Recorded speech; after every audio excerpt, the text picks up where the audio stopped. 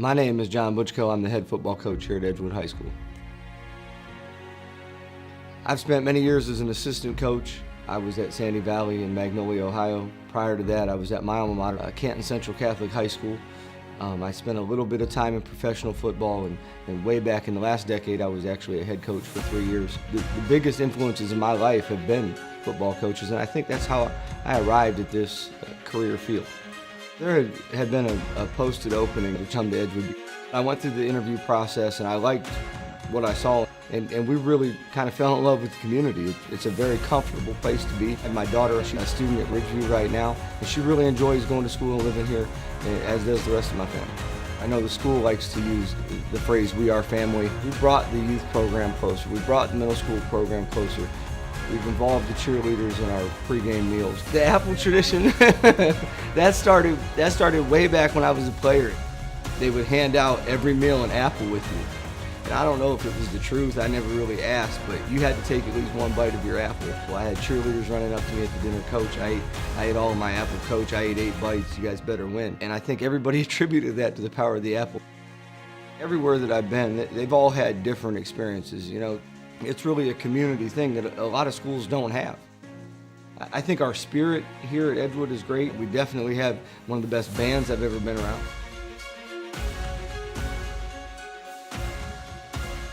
It's so loud down there sometimes I can't even hear myself think. But you know, from the students, the tailgating on the hill, you know, all of those things seem really neat for home games. The one thing that I don't think you ever have to do for the first game is get them excited. You know, you're back, you're in front of your home fans, you know, you're wearing the comfortable red jerseys, you know, you're getting to feed off the excitement of everybody that's there to watch the game. We just had to prepare them to actually go and win the football game against an opponent we haven't beaten in 10 years. 1, 2, 3, man! In the first half, things were hard fought back and forth. Both sides defensively were playing well. It was a very physical game. Neither team had any points on the board at the first half. We couldn't probably sustain as physical and as hard fought as the game was for 4 quarters. So we had to look to change up a little bit at halftime.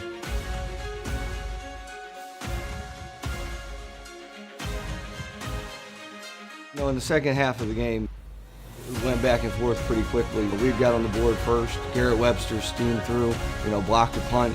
You know, 2 plays later, Nick Munda's in the end zone, and we have the lead. They go down the field and tie the game up, so it's 8-8. You know, they have the ball with an opportunity to go and win the game. Jefferson was driving down the field. We were just hoping to have the opportunity to play them in overtime. And I think it was probably 2 plays after it was said on the headset, "We need a turnover." And I said, "Man, we're just playing for overtime right now." Jacob Bell runs over to a gang tackle. He finds the opportunity to strip the ball out of there and return it, shortening the field for our offense with about 1.5 minutes to go in the game. That was as big a play as there was in a game full of big plays. We thought there were some things that we could do throwing the ball vertically against them. We got the ball down to the 12-yard line by another big Isaiah Harris catch.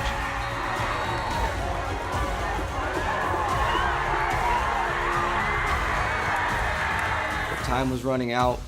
We called our last timeout. We pretty much told the quarterback, "You're going to throw this one to Isaiah. Alec, get the ball up early, give us a chance to win the game." You know, it was just a tremendous throw and catch, you know, by 2 guys that we really count on. I know there's been a lot of back and forth on Facebook and Twitter, a lot of people saying he was in, he was out. I never doubted it. I remember my mind like took a picture as all that happened. I saw the foot down, I saw him knock the pylon over. There was pass interference on the play.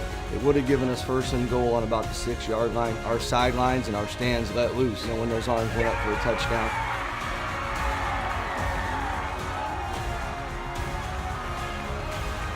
We left them with only 6 seconds to go, so we felt pretty good. I think a lot of our players probably were celebrating a little bit too early.